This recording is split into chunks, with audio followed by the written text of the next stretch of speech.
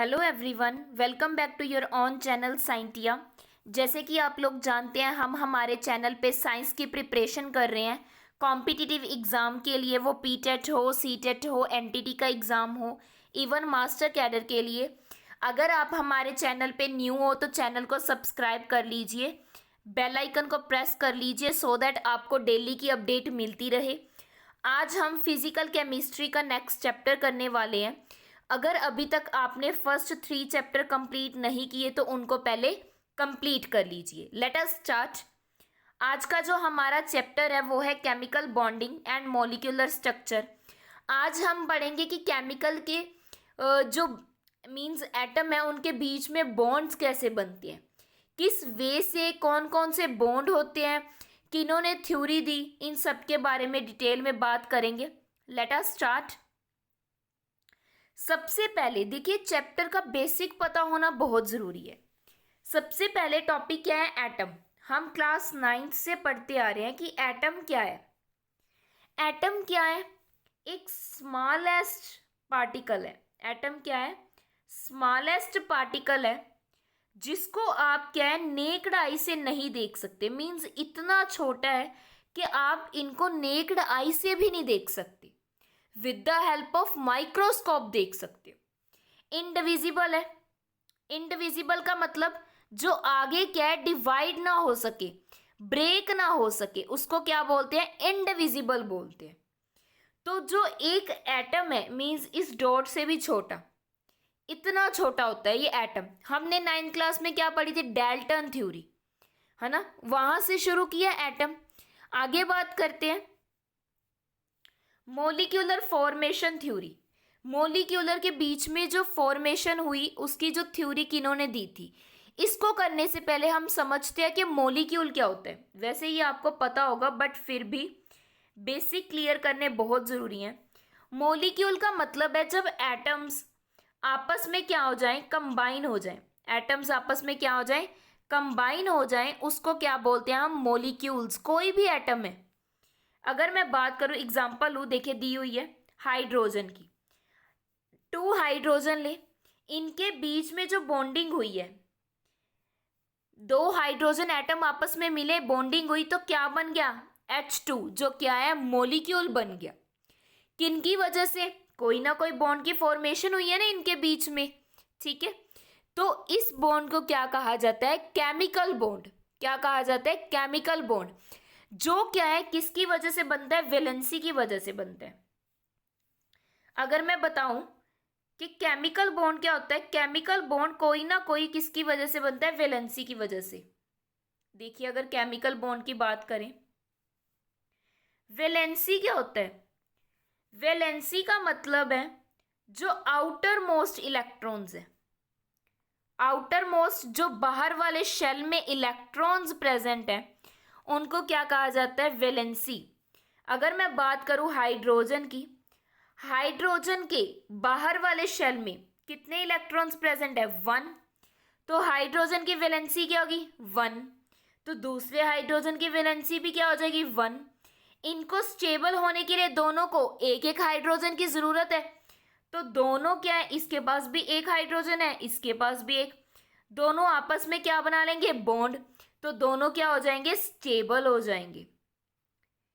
किसकी वजह से हुए? इस बॉन्डिंग की वजह से। इसको क्या बोलते हैं? Chemical bonding. ठीक है जी, क्लियर। इसके बाद बात करते हैं कि मॉलिक्यूल के बारे में बताया किन्होंने था। डिस्कस करते हैं कि मॉलिक्यूलर की जो फॉर्मेशन थ्योरी थी वो किन्हों किन्होंने दी थी। सबसे पहले अगर मैं बात करूं कोसल ल्यूइस थ्योरी, देखिए क्या है इसमें। सबसे पहले थ्योरी दी थी कोसल जी ने। हाँ जी, इन्होंने क्या कहा था? देखिए, इन्होंने कहा था कि जब भी बॉन्डिंग होती है, मींस एटम्स में केमिकल बॉन्डिंग होती है, वो किसकी वजह से होती है? वैलेंसी की वजह से होती है। किसकी वजह से? वैलेंसी। क्योंकि सभी को क्या होना होता है? स्टेबल होना होता है। स्टेबल होने के लिए वो इलेक्ट्रॉन को लूज भी कर सकता है और इलेक्ट्रॉन को गेन भी कर सकते हैं। कौन?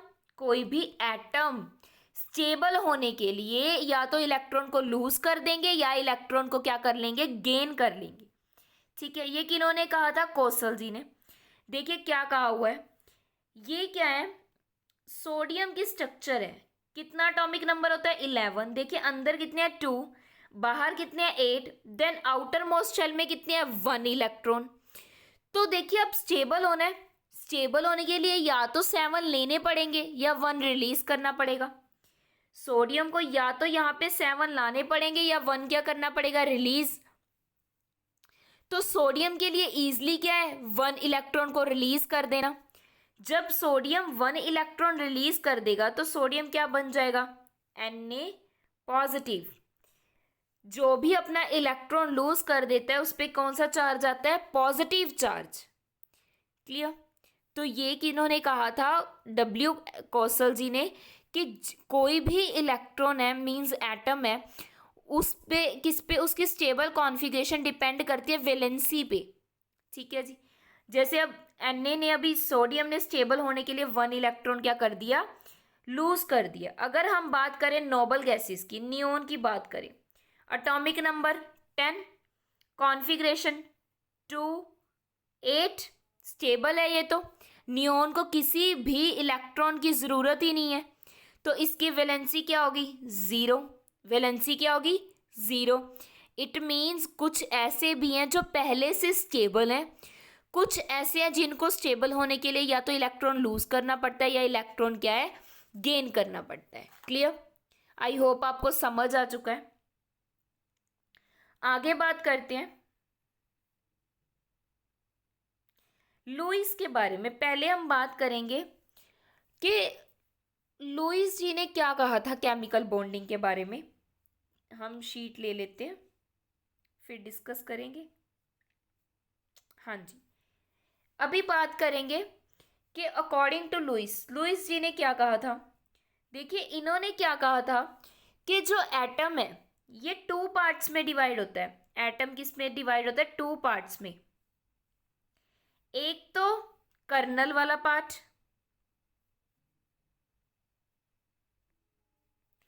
एक दूसरा पॉजिटिवली चार्ज। क्लियर। अगर मैं बात करूं, जस्ट अ सेकेंड, हाँ जी, पॉजिटिवली चार्ज बोल सकते हो, या जो इलेक्ट्रॉन क्या है हमने लूज किया है, पॉजिटिवली चार्ज भी हो सकता है। जो इलेक्ट्रॉन आउटर मोस्ट शेल में क्या है, प्रेजेंट है। सबसे पहले अगर मैं बात करूं कर्नल क्या होता है, सोडियम की एग्जांपल ले लेते हैं हम, सोडियम ही डिस्कस करते हैं। सेंटर में न्यूक्लियस, बाहर क्या है, शेल। ऐसे इलेक्ट्रॉन्स देखिए, अंदर 2, फिर 8,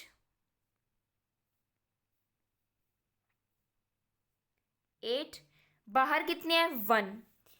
देखिए अगर मैं इसको थोड़ा सा कलर करती हूँ, ये जो अंदर वाला पार्ट है ना, ये सारा जिसको मैंने शेड किया अभी, इसको सारे को कर्नल बोलते हैं। छोड़ना किसको है, वैलेंस इलेक्ट्रॉन वाले पार्ट को, इंक्लूडिंग न्यूक्लियस। ये सारा पार्ट क्या है आपका, कर्नल है, जिसको मैंने अभी अभी कलर किया है। छोड़ना किसको है, जो आउटर मोस्ट शेल है। कर्नल में क्या क्या आ गया अभी, एक तो इनर इलेक्ट्रॉन्स आ गए, क्या क्या आ गया, इनर इलेक्ट्रॉन्स आ गए, और क्या आ गया, न्यूक्लियस। न्यूक्लियस और इनर इलेक्ट्रॉन्स लेने हैं, लेना क्या नहीं है, जो आउटर मोस्ट इलेक्ट्रॉन है। ठीक है जी, मींस वैलेंस शेल के इलेक्ट्रॉन्स हैं उनको छोड़ देना है। ये किन्होंने कहा था, लुईस जी ने।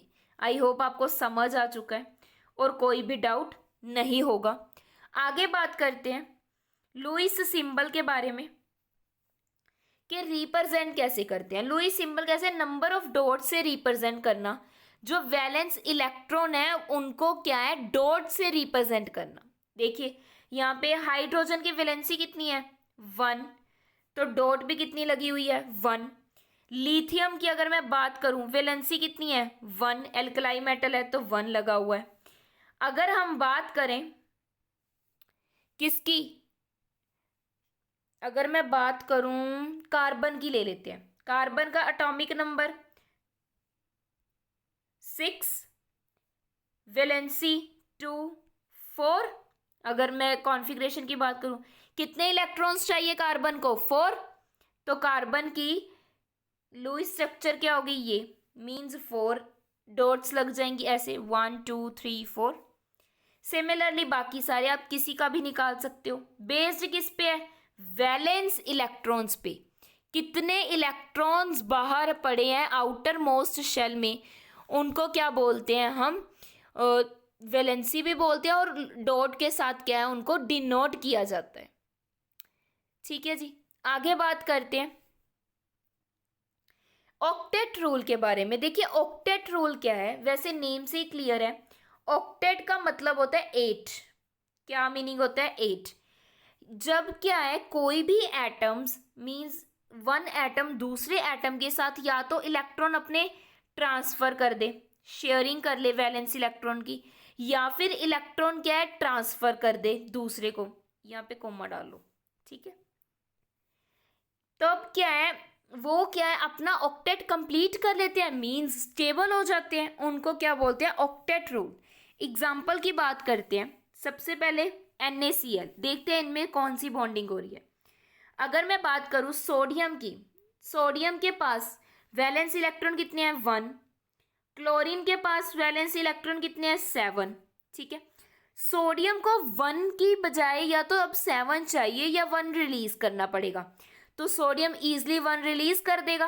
किसको? क्लोरीन को। जैसे ही सोडियम ने 1 रिलीज किया, क्या बन गया? Na positive. और क्लोरीन ने 1 इलेक्ट्रॉन गेन कर लिया, क्योंकि क्लोरीन को भी 1 इलेक्ट्रॉन चाहिए था स्टेबल होने के लिए। क्या बन गया? Cl negative. दोनों क्या बना लेंगे आपस में बॉन्ड? क्या बन जाएगा? NaCl बन गया सोडियम क्लोराइड। इसका मतलब क्या हुआ कि यहाँ पे इलेक्ट्रॉन्स कैसे बने हैं? जब इलेक्ट्रॉन्स क्या है, ट्रांसफर किए गए हैं। Na ने अपना इलेक्ट्रॉन किसको ट्रांसफर कर दिया? क्लोरीन को। अभी मैंने बताया ना, Na के पास 1 था, सोडियम ने अपना 1 इलेक्ट्रॉन किसको ट्रांसफर कर दिया? क्लोरीन को। क्या बॉन्ड बन गया? NaCl, जो किसकी वजह से बना? इलेक्ट्रॉन को ट्रांसफर करने की वजह से। आगे हम बात करते हैं Cl की, क्लोरीन क्लोरीन की। ये कैसे होगा? जब क्या है, शेयरिंग होगी। अगर मैं बात करूं क्लोरीन की, अभी मैंने बताया आउटर मोस्ट शेल में कितने इलेक्ट्रॉन थे? 7। दूसरे के पास भी 7 होंगे। अगर लुईस स्ट्रक्चर बनाई जाए तो कैसे बनेगी क्लोरीन की? 1 2 3 4 5 6 7। दूसरे क्लोरीन की भी सेम बनेगी। ठीक है जी, आउटर मोस्ट। अभी देखिए, इस इलेक्ट्रॉन को भी स्टेबल होने के लिए 1 इलेक्ट्रॉन की जरूरत है। यहां पर भी क्लोरीन को 1 इलेक्ट्रॉन की जरूरत है। ये आपस में क्या है, अपना क्या है, इलेक्ट्रॉन क्या कर लेंगे? शेयर कर लेंगे। इलेक्ट्रॉन क्या कर लेंगे? शेयर। तो ये जब आपस में इलेक्ट्रॉन शेयर कर लेंगे, बीच में रख लेंगे, तो ये जो बॉन्डिंग हुई, ये किसकी वजह से हुई? शेयरिंग की वजह से। जब इलेक्ट्रॉन्स क्या होते हैं? शेयर होते हैं। ठीक है जी, शेयरिंग ऑफ वैलेंस इलेक्ट्रॉन की वजह से यहां पे क्या बना? केमिकल बॉन्ड बना। क्लियर? आई होप आपको समझ आ चुका है। इसकी वजह से इनका ऑक्टेट भी कंप्लीट हो गया। ऑक्टेट भी कंप्लीट हो गया ना, सारे स्टेबल हो गए। क्लोरीन भी स्टेबल हो गया, और सोडियम और क्लोराइड सारे स्टेबल हो गए। ठीक है, नेक्स्ट बात करते हैं। 2 टाइप्स की बॉन्डिंग होती है आपकी। जो आपकी बॉन्डिंग है वो 2 टाइप्स की होती है, एक आयनिक बॉन्डिंग, एक कोवलेंट बॉन्डिंग। आयनिक बॉन्डिंग में हम बात करेंगे आयंस के बीच में जो बॉन्ड फॉर्मेशन हो रही है, किस वजह से हो रही है। कोवलेंट का मतलब जहां पे इलेक्ट्रॉन्स की क्या हो रही है? शेयरिंग। अभी बात की, शेयर कर रहे हैं, एक दूसरे को ट्रांसफर नहीं कर रहे, सिर्फ शेयर कर रहे हैं। आयनिक को इलेक्ट्रोवैलेंट भी बोला जाता है। क्या बोला जाता है? इलेक्ट्रोवैलेंट। क्लियर? आगे देखिए, सबसे पहले बात करेंगे आयनिक बॉन्डिंग के बारे में। आयनिक बॉन्डिंग क्या है? जब क्या है, ट्रांसफर होते हैं valence electron from 1 atom to another. जब क्या है, इलेक्ट्रॉन्स को ट्रांसफर किया जाता है, किस पे से? एक एटम में से लेके दूसरे एटम में जब क्या है इलेक्ट्रॉन्स का क्या हो जाता है ट्रांसफॉर्मेशन। मेनली जो आयनिक बॉन्डिंग है वो किन किन के बीच में बनती है, मेटल एंड नॉन मेटल के बीच में। किन के बीच में, मेटल एंड नॉन मेटल के बीच में बनती है इनकी बॉन्डिंग। एग्जाम्पल की बात करते हैं, अभी ली थी वैसे तो, सोडियम क्लोराइड NaCl। Na के पास क्या है 1 इलेक्ट्रॉन, जस्ट अ सेकेंड, हाँ जी। क्लोरीन के पास कितने इलेक्ट्रॉन की जरूरत है, 1 की। सोडियम अपना 1 इलेक्ट्रॉन किसको दे देगा, क्लोरीन को, और बॉन्ड बना लेंगे। ठीक है, इस बॉन्ड को क्या बोलते हैं, आयनिक बॉन्ड। क्लियर।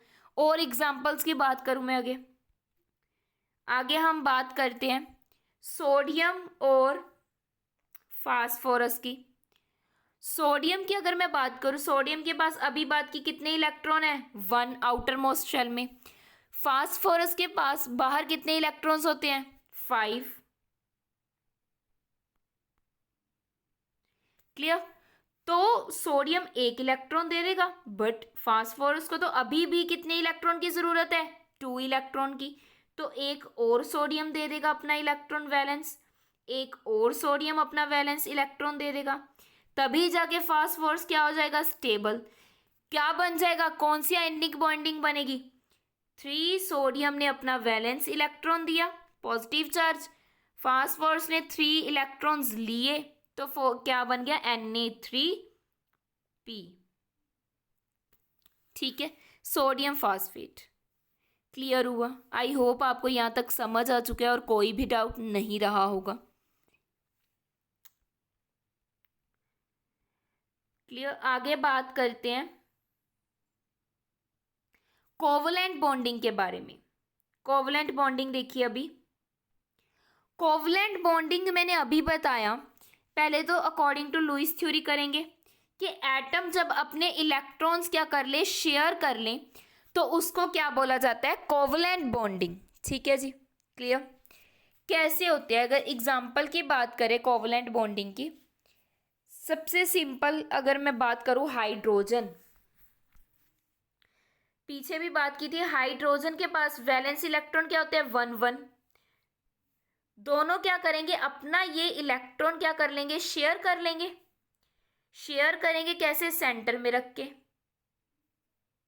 सॉरी, हाँ जी, शेयरिंग कर ली, तो इनके बीच में क्या बन गया, कोवलेंट बॉन्ड। कौन सा covalent bond, single covalent bond, single covalent bond. Clear. अगर मैं बात करूं सेकंड की, जब 2 एटम्स शेयर हो जाएं, एग्जाम्पल की बात करते हैं, ऑक्सीजन की बात करते हैं। ऑक्सीजन का एटॉमिक नंबर कितना होता है, 8। तो कॉन्फ़िगरेशन क्या बनेगी, 2 6। ठीक है जी, कितने इलेक्ट्रॉन्स और चाहिए, 2 इलेक्ट्रॉन्स। वैलेंस शेल में कितने इलेक्ट्रॉन्स है, 6।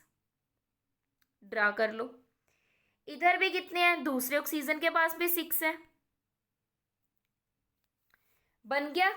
तो ये क्या करेंगे, अपने इलेक्ट्रॉन्स क्या कर लेंगे, शेयर कर लेंगे। इसकी वजह से क्या बन जाएगा, ऑक्सीजन के बीच में डबल बॉन्डिंग बन जाएगी। ठीक है, 4 लोन पेयर और क्या बन जाएगी, डबल बॉन्डिंग बन जाएगी। डबल कोवलेंट बॉन्डिंग भी बोल सकते हो आप। इसके बाद अगर मैं बात करूं ट्रिपल, जब 3 इलेक्ट्रॉन पेयर्स बन जाएं, एग्जाम्पल हमारा नाइट्रोजन। नाइट्रोजन का एटॉमिक नंबर 7। अगर वैलेंस इलेक्ट्रॉन की बात करूं 5, ये मैंने डॉट्स लगा दी। ये क्या करते हैं, अपने तीनों इलेक्ट्रॉन क्या कर लेते हैं, शेयर कर लेते हैं, ये वाले सेंटर वाले। तो नाइट्रोजन का क्या बन जाता है, ट्रिपल बॉन्ड बन जाता है और 2 लोन पेयर बन जाते हैं। ये मैंने बना दिया। इसको क्या बोलते हैं, जब 3 इलेक्ट्रॉन पेयर्स की वजह से ट्रिपल बॉन्ड फॉर्मेशन हो जाए। किसकी वजह से हुआ, शेयरिंग की वजह से। इलेक्ट्रॉन फिर चाहे आप 1 शेयर करो चाहे 2 शेयर करो या फिर 3 शेयर करो, जब भी आप शेयर करके बॉन्ड बना रहे हो उसको क्या कहा जाता है? Covalent bonding. Clear? I hope आपको समझ आ चुका है कोवलेंट बॉन्डिंग के बारे में। हमेशा याद रखना है कोवलेंट बॉन्डिंग मॉलिक्यूल में एग्जिस्ट करेगी, कभी भी आयनिक फॉर्म में एग्जिस्ट नहीं करेगी, आयन्स नहीं बनेंगे इसमें। आयनिक वाला हम कर चुके हैं, ये कौन सा है? जो मॉलिक्यूल्स के बीच में बनेगी बॉन्डिंग, इसलिए ये आयनिक वाली नहीं होगी। एक बात और, कोवलेंट बॉन्ड का हमेशा melting point and boiling point क्या रहता है? लो रहता है। Melting point and boiling point क्या रहता है? लो रहता है, वो ज़्यादा नहीं होता। ठीक है, क्लियर? आई होप आपको समझ आ चुका है कोवलेंट बॉन्डिंग के बारे में भी और आयनिक बॉन्डिंग के बारे में भी। दोनों बॉन्ड क्या है, ज़रूरी है, और ये आपका आज बेसिक ही चल रहा है इस चैप्टर का। अगर आज का चैप्टर आपको क्लियर हो गया फिर तो आपको कोई आगे चल के ज़्यादा प्रॉब्लम आएगी ही नहीं, और अगर आपका कोई डाउट होता है तो आप कमेंट करके पूछ सकते हो। नेक्स्ट हम बात करते हैं कुछ टर्म्स के बारे में। सबसे पहले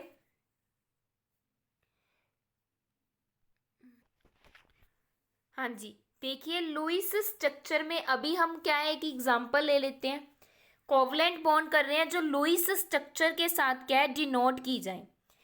अगर मैं बात करूं कार्बन डाइऑक्साइड की, हम एग्जांपल लेंगे अभी। देखिए अगर मैं बात करूं कार्बन की और ऑक्सीजन की, ये कैसे? कार्बन की वैलेंसी कितनी होती है? 4, और ऑक्सीजन के 2 मॉलिक्यूल्स हैं, एक की कितना एटॉमिक नंबर होता है? 8। कॉन्फ़िगरेशन क्या बनेगी? 2 एंड 6, मींस वैलेंस शेल में कितने इलेक्ट्रॉन्स हैं? 6। तो एक ऑक्सीजन की वैलेंसी में भी 6 है और दूसरी की वैलेंसी में भी 6। अब इसको लुईस स्ट्रक्चर से लिखते हैं। देखिए सबसे पहले अगर मैं बात करूं कार्बन की कितनी है? 4, 1 2 3 4। ऑक्सीजन के पास कितने कितने हैं? 6, 1 2 3 4 5 6। सिमिलरली इधर 1 2 3 4 5 6। क्लियर? आई होप यहां तक आपको क्लियर है। इसके बाद क्या है, देखिए ये इलेक्ट्रॉन्स अपने शेयर कर लेंगे। कैसे? ये तो दोनों पेयरिंग में है, ये दोनों भी पेयरिंग है, यहाँ पे ये दोनों पेयरिंग में है, ये दोनों पेयरिंग में है। यहाँ पे क्या होगा, जो कार्बन के हैं ये दोनों कंबाइन हो जाएंगे और यहाँ पे ये दोनों। सिमिलरली ऑक्सीजन के ये दोनों कंबाइन हो जाएंगे और ये दोनों एटम्स क्या बन जाएगा, यहीं से मैं आपको बता देती हूँ। ऑक्सीजन, कार्बन और ऑक्सीजन, दो बॉन्डिंग यहाँ पे। ठीक है, इस वे में थोड़ा अच्छे से ड्रा करते हैं।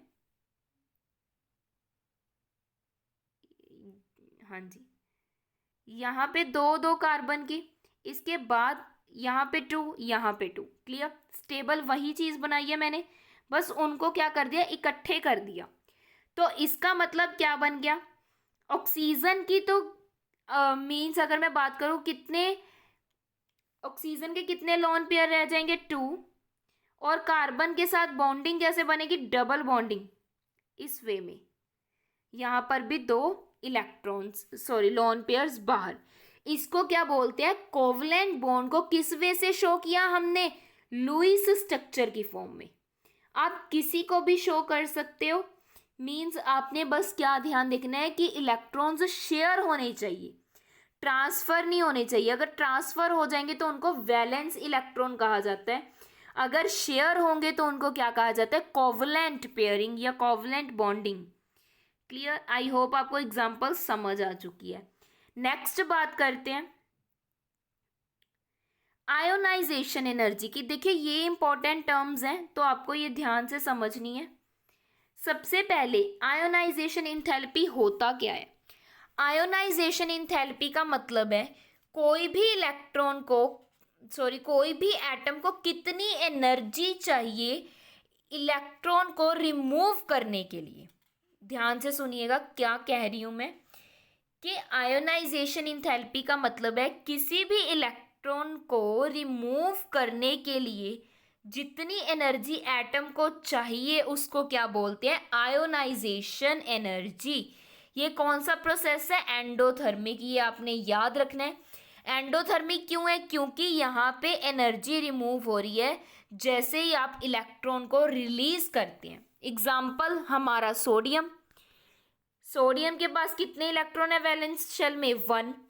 जैसे ही सोडियम अपना 1 इलेक्ट्रॉन रिलीज कर देगा, क्या बन जाएगा? Na positive. 1 इलेक्ट्रॉन रिलीज करने के लिए जितनी सोडियम ने एनर्जी लगाई उसको क्या बोला जाता है? Ionisation enthalpy. क्या कहा जाता है? Ionisation enthalpy. यूजली जो आयोनाइजेशन इंथैल्पी है वो लो होती है, कम होती है। ठीक है, क्लियर? आई होप आपको समझ आ चुका है कि किसी के पास ज़्यादा चीज़ है, कोई भी पर्सन है, अगर किसी के पास एक्सेस में चीज़ है तो वो अपनी चीज़ ईजिली किसी ना किसी को दे देगा। ठीक है, ऐसे नहीं है सिर्फ क्लोरीन को, किसी के साथ भी। तो जब वो अपना इलेक्ट्रॉन देता है तो कोई ना कोई एनर्जी तो उसको रिलीज करनी पड़ती है। वो जो एनर्जी रिलीज हुई है, चाहिए उनको एनर्जी चाहिए इलेक्ट्रॉन को रिलीज करने के लिए एटम में से, उसको बोलते हैं आयोनाइजेशन इंथैल्पी। कोई भी पर्सन है, अगर उसके पास चीज़ ज़्यादा है और उसको अपनी वो चीज़ देनी है तो उसको कोई ना कोई एनर्जी चाहिए। मीन्स एनर्जी अगर एक एटम को मिल जाती है तो वो अपना इलेक्ट्रॉन ईजिली क्या कर देगा? रिलीज कर देगा। अभी सोडियम को अगर एनर्जी मिली, चाहिए मीन्स एनर्जी चाहिए किसको? इलेक्ट्रॉन को रिमूव करने के लिए। ठीक है, आगे देखिए सेकंड क्या है? Electron gain enthalpy. Electron gain enthalpy देखिए क्या होता है। इलेक्ट्रॉन गेन इंथैल्पी का मतलब है जब अमाउंट ऑफ एनर्जी रिलीज होती है, ठीक है, जब आप क्या है एक इलेक्ट्रॉन को ऐड करते हो इस isolated gases to form a negative ion. मैं रिपीट करती हूँ, मान लीजिए ये कोई भी एक एटम है, आपने क्या किया? इसको एक इलेक्ट्रॉन दे दिया, इस पे कौन सा चार्ज आ गया? नेगेटिव चार्ज आ गया। ठीक है, उसको क्या बोलते हो? Electron gain enthalpy. पीछे में क्या, पीछे जो हमने आयोनाइजेशन इंथैल्पी किया उसमें क्या था? उनको इलेक्ट्रॉन उनको एनर्जी चाहिए थी अपना इलेक्ट्रॉन छोड़ने के लिए। यहाँ पे एनर्जी क्या है? वो रिलीज कर रहे हैं, छोड़ रहे हैं, किसके लिए? अपना एक इलेक्ट्रॉन लेने के लिए। यहाँ पे एनर्जी रिलीज हो रही है, वहां पे एनर्जी चाहिए थी। फर्क है इनमें, एनर्जी चाहिए थी, रिक्वायर्ड थी, किसके लिए? इलेक्ट्रॉन को रिमूव करने के लिए। यहाँ पे एनर्जी वो रिलीज कर रहे हैं अपने अंदर इलेक्ट्रॉन को ऐड करने के लिए। ठीक है, ये प्रोसेस एक्सोथर्मिक भी है और एंडोथर्मिक प्रोसेस भी है। अगर तो सिंपल बात करें क्लोरीन की, किसकी? क्लोरीन की। ठीक है, कितने इलेक्ट्रॉन है वैलेंस शेल में? 7। चाहिए कितने हैं? 8। तो इजिली सोडियम से एक इलेक्ट्रॉन ले लेगा। जब एक इलेक्ट्रॉन ले लेगा, क्या कौन सा चार्ज आ जाएगा? नेगेटिव। स्टेबल हो गया। ये जो नेगेटिव चार्ज आया है, इसको अब जितनी एनर्जी लगी है, रिलीज की है, इसने एनर्जी रिलीज की है अपना इलेक्ट्रॉन लेने के लिए, स्टेबल होने के लिए, इसको क्या बोलते हैं? Electron gain enthalpy. अगर मैं अब बात करूं नोबल गैसेस की, ये तो एक्सोथर्मिक हो गया। अगर मैं बात करूं नोबल गैसेस, नियोन, अभी नियोन क्या है? स्टेबल 2 और 8, इसको तो किसी चीज़ की भी नहीं ज़रूरत। अगर हम इसको ज़बरदस्ती दे दें, एक इलेक्ट्रॉन बोले कि लेना ही पड़ेगा, कुछ मर्जी कर लो, ज़बरदस्ती दे दें, तो इसको जो एनर्जी लगेगी उस इलेक्ट्रॉन को, ये जो अपनी एनर्जी रिलीज करेगा उस इलेक्ट्रॉन को ऐड करने के लिए, तब इसको ये कौन सा होएगा? एंडोथर्मिक। कौन सी एनर्जी हो जाएगी? एंडोथर्मिक हो जाएगी। क्लियर? मेनली जो इलेक्ट्रॉन गेन इंथैल्पी है एंडोथर्मिक में, वो क्या हो जाती है? नेगेटिव हो जाती है। क्या हो जाती है? नेगेटिव। तो ये टर्म क्लियर रखना, और आई होप आपको दोनों के दोनों समझ आ चुके हैं, आयोनाइजेशन इंथैल्पी भी और इलेक्ट्रॉन गेन इंथैल्पी भी, और दोनों में डिफरेंस भी। यहाँ पे एग्जांपल दी हुई है नोबल गैस की। ठीक है, नेक्स्ट बात करते हैं लास्ट, लैटिस इंथैल्पी। देखिए लैटिस इंथैल्पी क्या होता है? लैटिस इंथैल्पी भी बोल सकते हो और एनर्जी भी बोल सकते हो। इसका मतलब क्या है कि आपको कितनी एनर्जी चाहिए 1 मोल ऑफ कोई सॉलिड आयनिक कंपाउंड है उनको सेपरेट करने के लिए, किसमें? गैसेस कॉन्सिक्वेंस में। मान लीजिए कोई मॉलिक्यूल है, आयनिक फॉर्म में है, MX ले लिया, एक मेटल के साथ कोई है कोई भी आयन, दो चीज लगी हुई है, इसको क्या है, इसको कितनी एनर्जी चाहिए दोनों को सेपरेट करने के लिए, M पॉजिटिव और X नेगेटिव, ठीक है। इसको क्या बोलते हैं, लैटिस इंथैल्पी। एग्जाम्पल आप कौन से आयन की ले सकते हो, NaCl, हेलोजन लगा हुआ है, दोनों को कितनी एनर्जी चाहिए इन दोनों को अलग अलग करने के लिए, Na पॉजिटिव और Cl नेगेटिव अलग अलग करने के लिए कितनी एनर्जी चाहिए, उसको क्या बोलते हैं, लैटिस इंथैल्पी। किससे डोनेट किया जाता है, किससे इंडिकेट करते हैं, डेल्टा H के साथ इंडिकेट किया जाता है, ठीक है जी। क्लियर, आई होप समझ आ गया होगा। और यहाँ पे डेल्टा H की वैल्यू क्या है, पॉजिटिव है, जितनी एनर्जी चाहिए उनको अलग अलग करने के लिए, ठीक है। तो ये कौन सा प्रोसेस हो गया, एक्सोथर्मिक हो गया। क्लियर, आई होप आपको ये भी समझ आ चुका है कंसेप्ट और कोई भी डाउट नहीं रहा होगा। लैटिस एनर्जी या इंथैल्पी हमेशा मोस्टली क्या रहती है, हाई रहती है, क्योंकि ये कौन सा है, एक्सोथर्मिक प्रोसेस है, ठीक है। हमने एग्जाम्पल भी ले ली, NaCl की ले ली, और हम कल कैलकुलेट करना सीखेंगे। और अगर आज की वीडियो में आपका कोई भी डाउट है तो आप कमेंट करके ईजिली आप पूछ सकते हो, ठीक है। कोई भी टॉपिक पे अगर आपको डाउट होता है, और सपोर्ट कीजिए प्लीज़, वीडियो को लाइक कीजिए, शेयर कीजिए maximum. Thank you so much. अगर आपको वीडियो अच्छी लगी हो तो वीडियो को लाइक कीजिएगा, अपने फ्रेंड्स के साथ शेयर कीजिएगा। अगर आप चैनल पे न्यू हो तो चैनल को सब्सक्राइब करना मत भूलिएगा। Thank you.